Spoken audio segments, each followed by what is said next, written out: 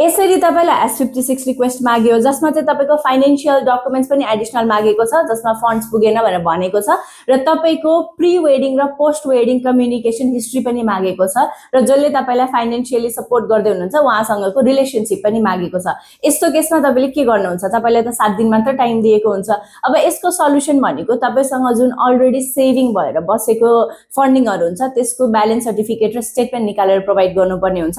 जहाँ पनि pre wedding र पोस्ट वेडिङ को कम्युनिकेसन स्टोरीहरु मागेको छ त्यसमा चाहिँ तपाईले च्याट हिस्ट्री एड गर्न सक्नुभयो, लङ डिस्टेन्स भएपछि भिडियो कल गरेको एभिडेन्सहरु एड गर्न सक्नुभयो, बिचमा कहिलेकाहीँ गिफ्ट प्रोवाइड गर्नु भएको होला गिफ्टको एभिडेन्सहरु पनि देखाउन सक्नुभयो, कहिलेकाहीँ तपाईले फाइनान्शियल ट्रान्ज्याक्सन गर्नुभयो होला, अस्ट्रेलियाबाट नेपाल कहिलेकाहीँ पैसा पठाउनु भएको होला, त्यसको एभिडेन्स पनि राख्न मिल्यो। मेजरली चाहिँ यो कम्युनिकेसनमा तपाईले च्याट हिस्ट्री एड गर्नुपर्ने हुन्छ। तपाईले जसरी स्टोरीमा हाम्रो पहिलेदेखि भेट भएको हो र अहिले हाम्रो बिहे भएको हो भनेर आफ्नो रिलेसनशिप जेन्युइन बनाउनलाई एसओपी मा स्टोरी सबमिट गर्नु भएको हुन्छ, त्यसको सपोर्टिङ एभिडेन्स प्रोवाइड गर्नुपर्ने हो। र जसले पनि फन्डिङ देखाइदिनु भएको छ उहाँसँगको रिलेसनशिप हिस्ट्री मागेको छ भनेदेखि चाहिँ उहाँसँगको रिलेसनशिप सर्टिफिकेट प्रोवाइड गर्दा हुन्छ।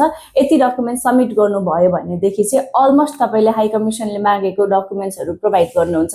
यसै खाले एडिशनल इन्फर्मेसनको लागि चाहिँ फलो गर्नु होला र तपाईलाई सब्सिक्वेन्ट इन्ट्रान्ट लज गर्नुपर्ने छ भनेदेखि you can contact GND EduLink and migration.